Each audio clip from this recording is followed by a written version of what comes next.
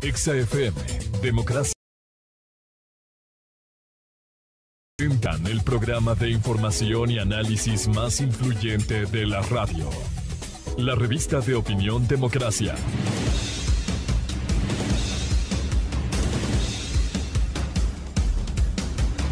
A esta hora, la revista de opinión Democracia presenta a Miguel Rivadeneira. Los protagonistas, las entrevistas, la búsqueda de la verdad.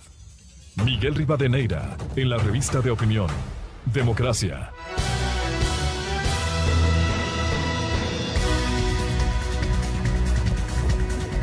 6:32 en el territorio continental ecuatoriano. Saludo cordial y afectuoso a los miles que iniciamos esta jornada de entrevistas este lunes 15 de noviembre del 2021. Les deseamos un feliz lunes, feliz inicio de semana. Empezamos con un tema de preocupación en el Ecuador, que lo vamos a abordar esta mañana. La situación de las cárceles en el país, que da la impresión es un polvorín. No hay manera de controlar. ¿Qué decir de pasar a la rehabilitación social que no existe? Primero controlar. No hay poder humano y ahí se evidencia cómo fuerzas internas, las bandas en las cárceles, especialmente en Guayaquil, y fuerzas externas, y no solo fuera de los centros carcelarios, sino incluso fuera del país, el crimen organizado transnacional está penetrando y está ejerciendo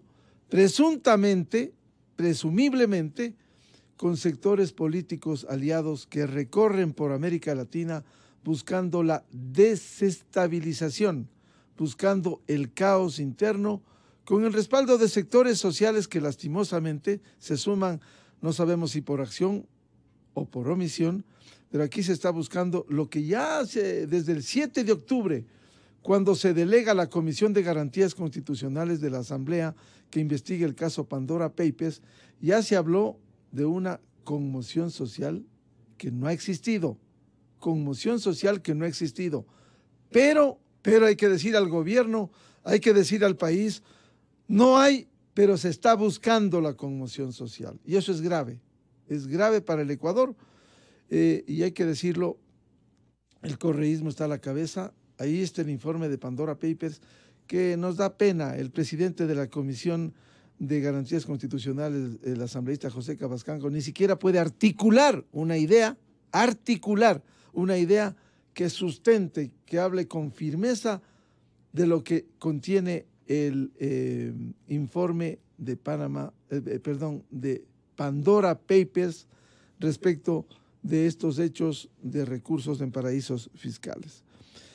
La exigencia fue que presenten pruebas y los propios compañeros del señor Cabascango, el señor Quesada y la señora Sánchez, le han pedido, oiga, usted cambió a última hora el contenido, lo cual es grave, eso es falsedad ideológica. Y segundo, ¿dónde están las pruebas que nos ofreció? Y no existen.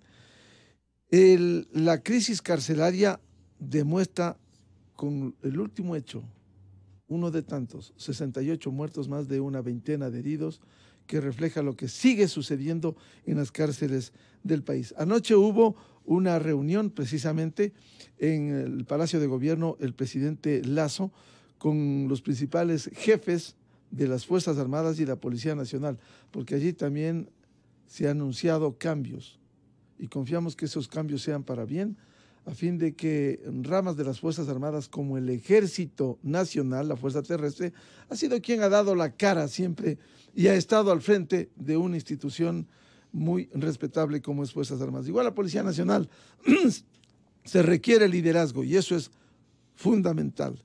También se anuncia una reunión este mediodía en Guayaquil con los principales jefes de las funciones del Estado. Les ha convocado el presidente de la República. Confiamos que aquí se aúnen esfuerzos, no se busquen obstáculos que quieren poner sectores plenamente identificados, que buscan el caos, que buscan la conmoción social.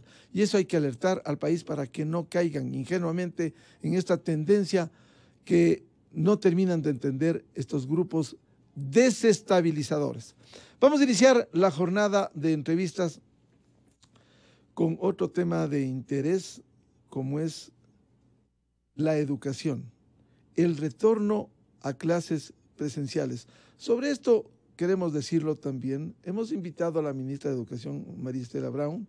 Lastimosamente es muy difícil que, pese a la disposición del presidente de la República de que salgan a medios que expliquen, los únicos que se hacen daño son las autoridades. En este caso porque no explican oportunamente temas que pudieran caer en la desinformación, en la que, por cierto, nosotros no nos sumamos. Por ello exigimos que dé a conocer. Hoy se inicia, en los próximos días se inicia el proceso de retorno obligatorio a clases presenciales. En algunos colegios, este lunes 15 ya empieza con 1, 2, 3 días. Pero esto tiene que ser bien articulado, porque los niños vuelven, especialmente, vuelven al año, más del año y medio, cuando empezara la pandemia, un 16 de marzo del año 2020. Vamos a analizar el retorno a clases presenciales con el exministro de Educación, el secretario técnico del Observatorio de la Política, del Observatorio Contrato Social por la Educación, Milton Luna Tamayo. Y también estaremos en diálogo con la educadora Alegría Crespo. Queremos empezar con el exministro de Educación, Milton Luna Tamayo, el retorno a clases presenciales. ¿Cómo ve este proceso, Milton, como un experto de años en el sector educativo? Muy buen día. Muy buenos días, estimada Miguel, muy buenos días a Alegría, muy buenos días a todas las personas que nos están en este caso escuchando. Este es un tema con diversas aristas, todas ellas importantes, pero son necesarias que sean analizadas y tomadas en cuenta a fin de que el objetivo que está planteado es que el retorno a clases presenciales se realice de la manera más exitosa posible. Empezaré señalando que Milton, si nos permite, para que la señal sea mucho más clara y pueda escuchar nuestra audiencia, vamos a llamar a vamos a tener otro contacto, otro número, por favor, para hablar precisamente de este gran desafío que hay una vez que se ha dispuesto el retorno presencial a clases. ¿Cómo tratar a los niños? Porque hay tantos temas que hemos escuchado expertos en la educación. Por ejemplo, no ha habido el ejercicio físico que se lo hace en el establecimiento educativo, ha habido más un ejercicio mental y un ejercicio frente a la computadora, lo cual constituye un desafío diferente cuando había otras cosas antes.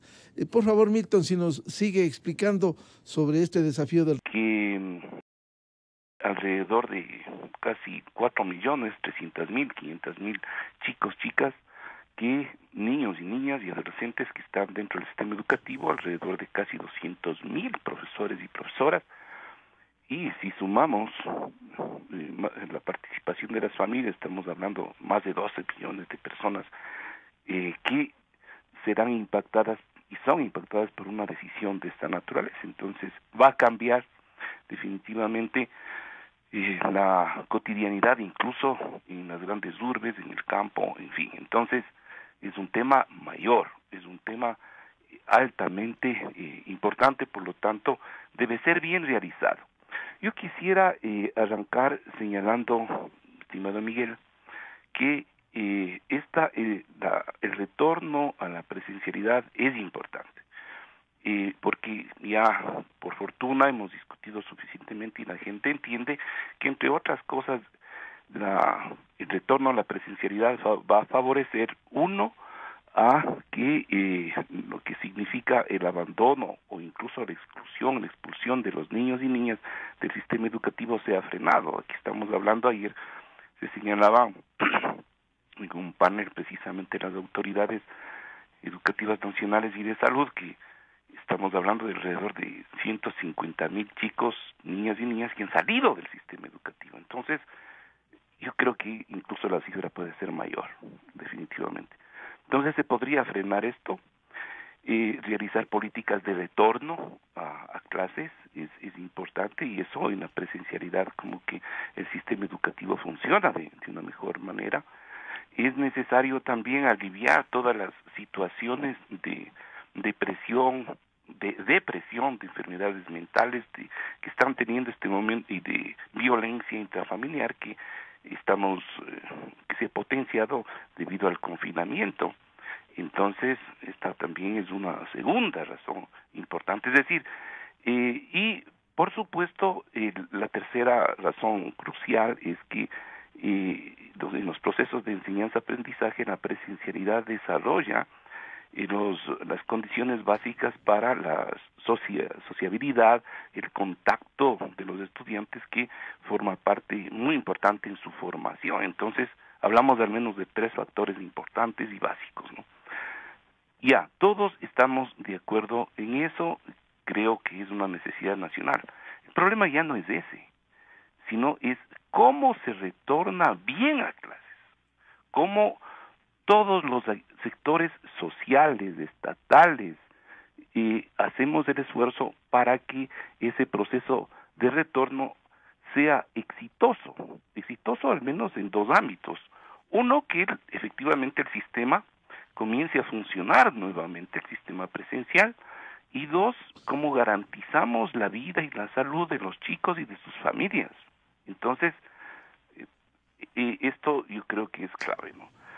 La autoridad educativa ha señalado en unas últimas horas, y me parece interesante analizar el concepto de que el proceso es de obligatoriedad para las instituciones, se ha señalado, que las familias siguen teniendo la libertad de enviar o no enviar a sus chicos a clases presenciales. Entonces esto marca un tema importante de conversación.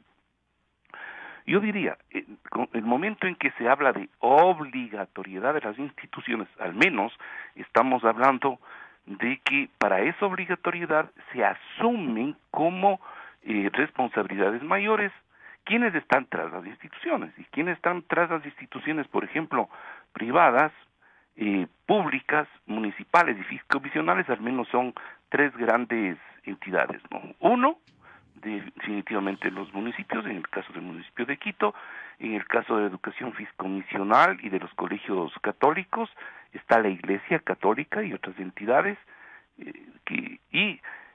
estamos hablando para el grueso, para lo más importante en términos de número del sistema educativo, la responsabilidad detrás de las instituciones educativas, el Estado, pues.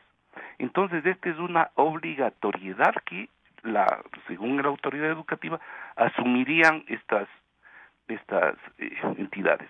En el caso de educación pública y del Estado, esto significa, estimado Miguel, y esto es extremadamente importante, que a la par que se habla de este retorno a clases, se hable de un buen y seguro retorno a clases, lo que desde la perspectiva de esta obligatoriedad que estamos analizando, que es la fórmula concebida por la autoridad educativa, implicaría que las instituciones educativas estén a punto. O sea, para recibir, es decir, yo te estoy invitando de que vengas a clase, lo mínimo que yo tengo que hacer es tener mi casa en buenas condiciones. En este caso, ¿cuál es la casa? La escuela, el colegio. De hecho, la misma, ayer en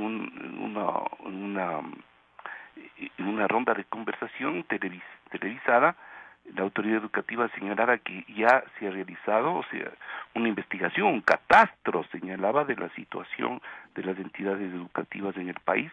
Hay N cantidad de reportajes, denuncias de organizaciones sociales, docentes, sobre el mal estado en el cual están las instituciones educativas en sectores rurales, urbanos, por N cantidad de razones, ¿no? Entonces, ahí va a requerirse de gran cantidad de recursos y de una movilización extremadamente importante.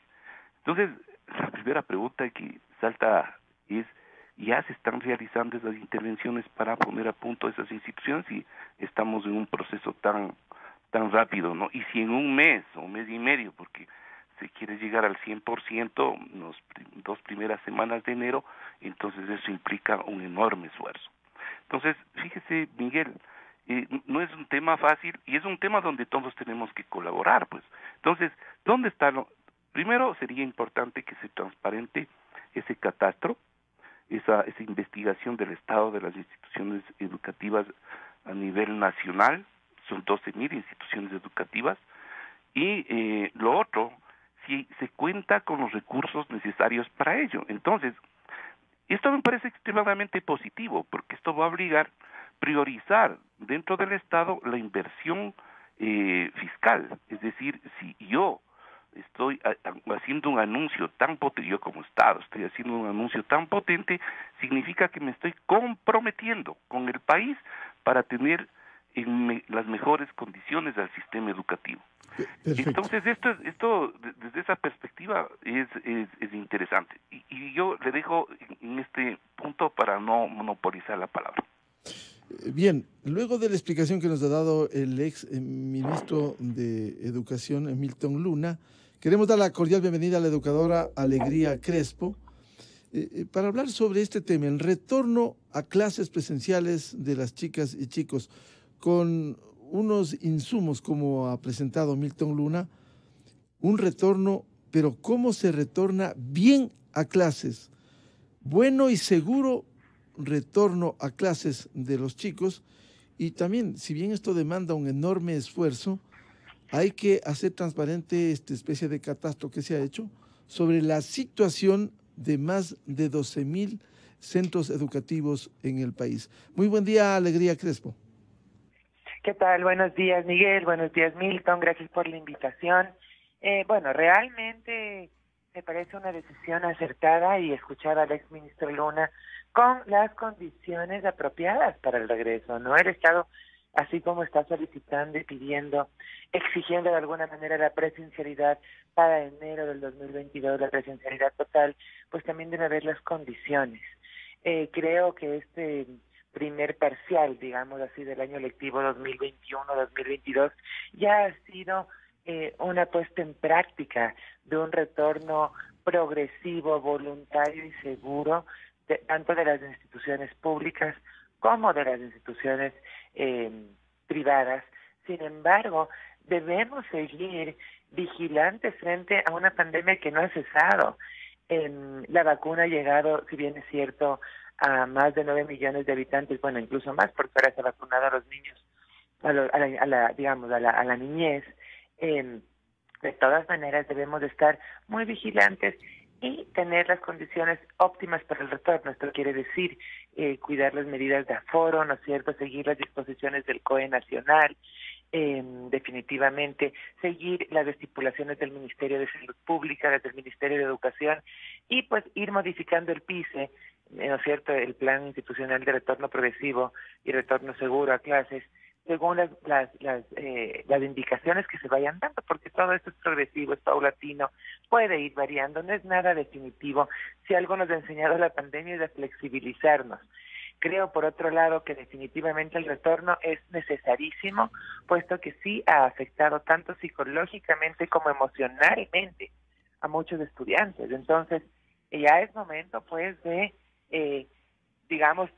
tomar el toro por los cuernos, como se dice coloquialmente, para hacer fuerza y volver a un retorno que sí garantiza un desarrollo sano, un desarrollo social importante en estas etapas. El Ecuador casi va a entrar a 2 años, bueno, todo el mundo a 2 años de la pandemia, pero en el Ecuador hemos tenido casi 18 meses de educación desde casa o educación virtual, lo cual significa un montón de trabajo por venir, un montón de trabajo por hacer para poder nivelar a nuestros estudiantes en distintos aspectos. Definitivamente hay lagunas que se han quedado, hay lagunas visibles, y pues ya es momento de continuar nuestro camino hacia el proyecto educativo regularizado, normalizado, con la vacuna correspondiente, ¿no es cierto?, con la preparación familiar correspondiente, con el apoyo tanto de familia, escuela, del DESE,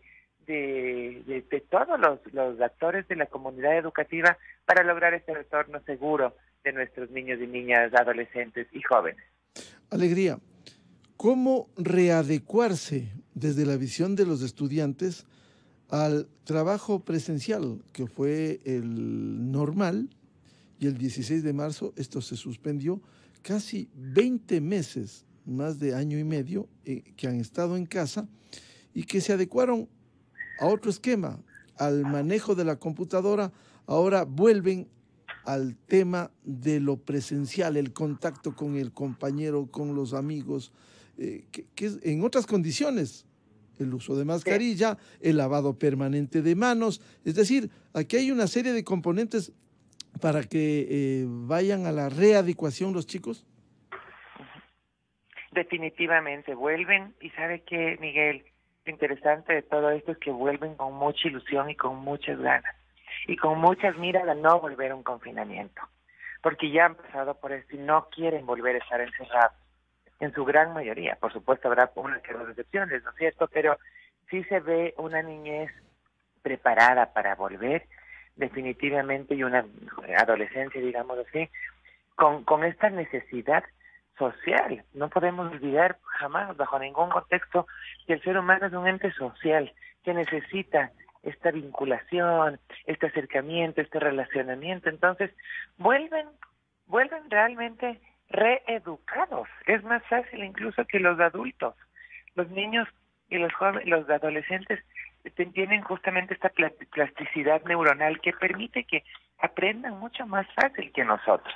Nosotros nos hacemos más lío, más complicación. Ellos son los primeros en que se han adaptado a una educación virtual, fíjese usted. Tienen incluido este chip, digamos así, tecnológico, y para ellos ha sido mucho más fácil. Los que realmente hemos padecido de alguna manera es aquellos que no crecimos con tecnología. Entonces, los niños vuelven realmente en este momento con muchísimas ganas, con una necesidad imperiosa de volver a su ambiente escolar, con muchísimas ganas de aprender y también con una disciplina interesante, y es esto que se ha adquirido por necesidad, es el uso de la mascarilla, el lavado permanente de manos, y no quieren volver a estar en casa encerrados. Entonces, creo yo que también es una lección de disciplina, de resiliencia, de ganas de estar juntos, y eso pues hay que ponerlo en práctica, obviamente tomando en cuenta que ya pues ha surgido todo el tema de la vacunación, ¿no es cierto?, de una educación por casi 2 años de todo lo que es la prevención y la necesidad urgente de volver a hacer una vida, entre comillas, normal, y poder socializar, jugar, reír, con el distanciamiento prudente, y realmente crear digamos, de inmunidad de rebaño, que es lo importante, con el fin de que todas las comunidades, las instituciones se vayan fortaleciendo con mira a este desarrollo sano de nuestros chicos. Recién vamos a ver los estragos reales que causaba la pandemia, recién psicológicamente, ¿no? Entonces, es momento definitivamente de sostener a nuestros chicos desde el sentido emocional, porque vamos a ver definitivamente muchos quebrantos, muchos quiebres, digamos así, psicológicos en algunos chicos que han pasado durísimo este tiempo, que han pasado por una crisis familiar increíble, que han pasado etapas de depresión, etapas de ansiedad, y que vuelven pues necesitados de contención a la escuela. Por eso volvemos nosotros como escuela a ser un referente en cuanto a contener a nuestros chicos, y eso pues genera definitivamente mucha más seguridad en los estudiantes que necesitan pues ya volver a sus aulas. Milton Luna, como bien decía Alegría Crespo, educadora, vuelven con mucha ilusión los chicos, pero hay que ser realistas también. Por datos oficiales, no toda la comunidad educativa está vacunada, las 2 dosis, 100%.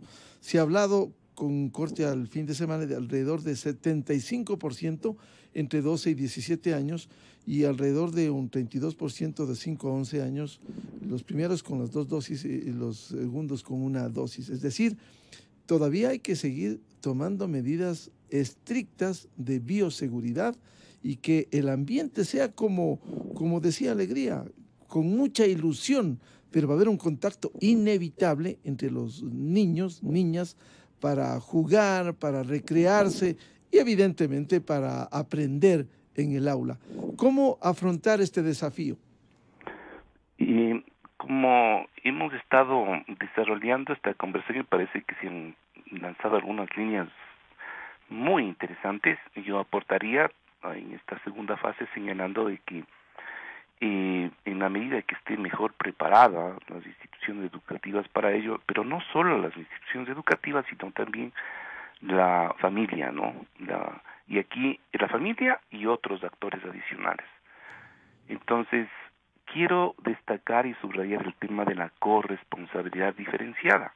Esto significa que en este caso no debemos dejar sola la escuela ni el colegio. Aquí hay un elemento de crucial importancia que es gravitante, que es el docente, ¿no?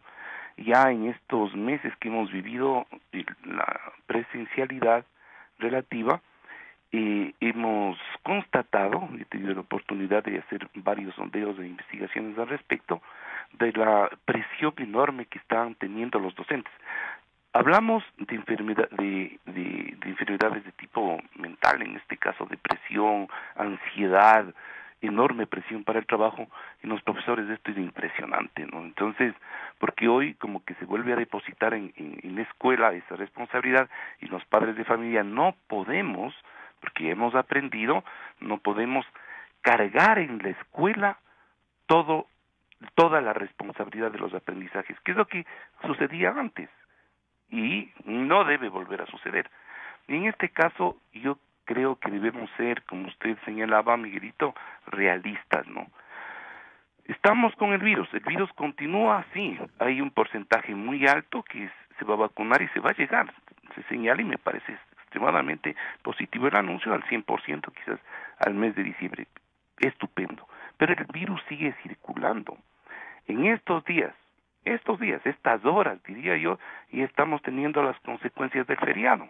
En muchas instituciones educativas, de lo que yo tengo conocimiento, de que volvieron a la presencialidad, profesores y alumnos, en estas horas, han reportado ya positivo en respecto a la enfermedad.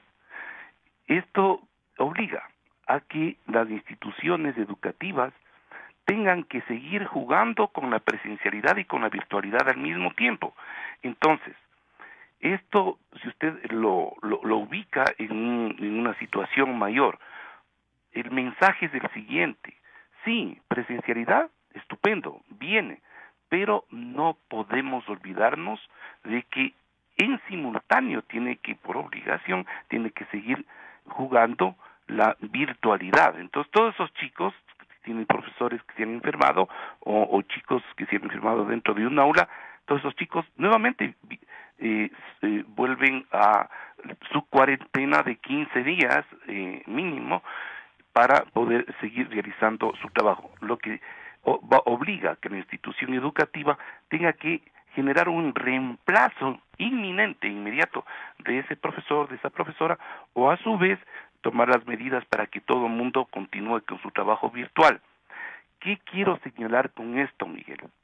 Que no solo es un tema de infraestructura, de pizarrones, de luz eléctrica, de agua potable, que es fundamental en las zonas rurales y en algunas zonas urbanas para el tema de bioseguridad, sino también algo que nos hemos olvidado, que casi el 70% de chicos de las zonas rurales no tienen internet, que casi el 50% de chicos en el país no tienen aparatos inteligentes, es decir, la virtualidad se quedó y va a continuar de largo, no solo aquí, en todo el planeta. Es decir, las dos modalidades van a seguir conviviendo, con lo que necesariamente el recurso público, y con este concepto que se ha colocado de obligación de las instituciones educativas, que en otras palabras es la obligación del Estado de cubrir todo eso. Entonces, para esto, nuevamente, yo sí llamo muy cordialmente, en términos positivos, a las autoridades nacionales, ¿no? Estos son anuncios tan importantes que van a tener efecto político. Una movilización de semejante naturaleza no le va bien, pues va a tener efectos políticos negativos contra el gobierno. Entonces yo diría, de la manera más cordial, todos los anuncios que se hagan de aquí en adelante tienen que ser ministra de Educación, ministra de Salud, y ministro de Economía, al lado, dando las ruedas de prensa y garantizando, por ejemplo, esas condiciones. Y por otra parte, me parece que hay que invitar necesariamente a los gobiernos locales. Miguel, los chicos, al menos para el sector público, se trasladan en buses. ¿Qué va a pasar con cómo estamos preparando al transporte público para recibir tal cantidad, tal volumen de nuevos pasajeros, que son los niños, niñas, adolescentes que se van a subir a los buses? No se van a infectar seguramente porque se van a tomar estupendas medidas dentro de las escuelas y colegios, pero se van a infectar en los buses si no se toman las medidas correspondientes. Entonces, vea usted que esto tiene que ser muy bien analizado y tenemos, reitero, todos y todas que colaborar para que esto se dé de la manera más eficiente, ¿no? Entonces, yo invito en este caso a que uno de los elementos, usted en todas estas semanas ha venido reiterando el tema de los acuerdos nacionales. Aquí hay un acuerdo muy puntual, muy extremadamente coyuntural, pero además de trascendencia estratégica para el país. Que le vaya bien a la educación, que le vaya bien a los chicos. De hecho, tenemos que sentarnos miles de actores para pensar y colaborar para que este proceso se lleve bien a cabo. Y lo otro, Miguel, estamos hablando también no solo del tema infraestructura, no solo el tema de transporte, sino el tema y efectivamente de la calidad. Se han hecho anuncios de que se va a flexibilizar el currículo, me parece estupendo. Veamos cómo van las cosas y hay que acompañar, digo yo positivamente, a que todo este proceso se realice de la mejor manera posible, Miguel. Alegría Crespo, ¿cómo lograr este acuerdo nacional tan fundamental? Porque no será bueno solo para el sector educativo, sino para el país, el retomar la senda de la formación de chicas y chicos, que no se puede hablar de un futuro si no hay un presente promisorio. ¿Cómo enfrentar estos grandes desafíos? Y decía Milton Luna, hay que incluir al Ministerio de Economía poniendo recursos, hay que incluir a los gobiernos autónomos descentralizados que debieran acompañar día a día al sistema educativo. Bueno, definitivamente, como bien lo ha dicho el exministro Luna, este trabajo es un trabajo en equipo, es un trabajo realmente en el cual debemos apoyar el hombro, ser generosos y sobre todo ser súper conscientes, ¿no? Por ejemplo, Europa posiblemente se ha relajado un poco, ¿no?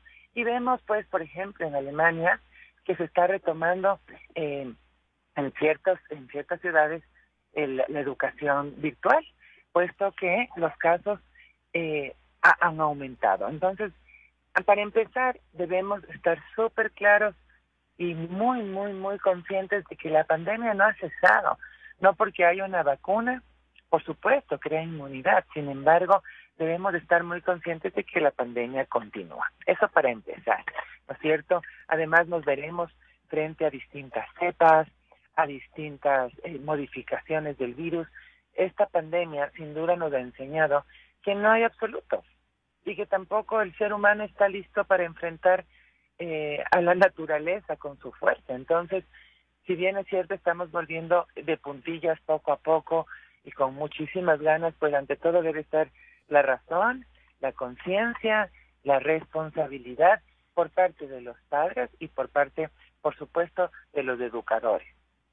Sin esta triangulación, es decir, casa, ¿no es cierto?, escuela, pro niño, pro adolescente, no va a haber ningún proceso exitoso. Entonces, eso definitivamente es importantísimo. Es muy sustancial tomar en cuenta las bondades de la educación virtual. Es decir, también hemos llegado a un momento en el cual la educación híbrida se pone en práctica. Obviamente para aquellos hogares que sí tienen conectividad, porque si bien es cierto, muchos contamos con conectividad y con insumos tecnológicos, hay muchísimos hogares que no lo hacen y que posiblemente hay un celular para toda la familia y que han estado realizando tareas a través del WhatsApp. Entonces, esas no son las condiciones propicias de idóneas para educar, ¿no es cierto? Por tanto, también la presencialidad es importantísima, porque nosotros pensamos desde el privilegio de alguna manera de tener conectividad, ¿no es cierto?, de tener un dispositivo tecnológico, pero hay muchas zonas rurales y muchas zonas vulnerables que no cuentan con ningún insumo. Entonces también hemos perdido todo este tiempo en educar a los chicos de manera eficiente. Por eso es importantísimo regresar, pero regresar con conciencia, regresar con las medidas de bioseguridad necesarias, regresar sabiendo que estamos frente a una pandemia que sigue latente. Entonces, hogar importantísimo. Yo veo que los padres ayudan muchísimo, pues también ya deben regresar a sus labores, ¿no es cierto?, a su trabajo. También veo a padres muy, muy ansiosos y sobreprotectores. Les hago un llamado para que esta parte también se tome en cuenta, porque parte del regreso y del retorno eficiente, eficaz, exitoso, es tener familias tranquilas, no familias ansiosas. ¿No es cierto? Eso es sustancial para tener éxito en este retorno. Y familias que se apoyen, que se hayan unido más posiblemente, ¿no es cierto? O también veremos casos en familias que no se han unido más, porque aquí pues recién se dará el semillero para futuras investigaciones muy interesantes de cómo ha cambiado la pandemia sociológicamente, históricamente, al mundo, a la sociedad, al Ecuador, por supuesto, y a las comunidades educativas, ¿no?, del Ecuador en este caso. Entonces, sí es muy importante tomar en cuenta que no solo se trata de medidas de bioseguridad físicas, que si bien es cierto son las necesidades básicas para volver, sino de aquellos elementos emocionales, ¿no?, de esos elementos psicológicos, para que nuestros chicos vuelvan seguros, fuertes a las clases. Bien, seguiremos hablando de esto. Muchas gracias al exministro de Educación, Milton Luna, y a la educadora Alegría Crespo. Seguiremos hablando porque esto recién comienza paulatinamente el retorno obligatorio a la asistencia a clases de los chicas y chicos en los establecimientos educativos del país. Muchas gracias a Milton Luna y muchas gracias a Alegría Crespo. Muchas gracias, Miguelito.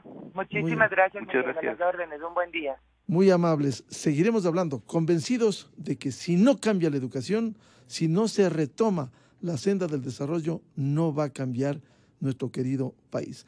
7:09 en el territorio continental ecuatoriano, en la revista de Opinión Democracia. Vamos a hacer una pausa publicitaria y ya volvemos con este tema que sigue causando miedo, terror en el país, lo que sucede dentro de las cárceles, especialmente en Guayaquil, y fuera de ellas también, por la violencia que sigue enquistada en el Ecuador. ¿Las cárceles del país son un polvorín? Vamos a despejar con 3 invitados. El exdirector de inteligencia de Fuerzas Armadas, coronel Mario Pazmiño, el investigador del portal digital Código Vidrio, Arturo Torres, y el constitucionalista, doctor Rafael Ollarte. Miguel Rivadeneira en la revista de Opinión Democracia. Inicio de espacio promocional y publicitario. Me gustó mucho la casa que vimos. Sí, me parece muy bien. Hola Silvia, hola Carlos.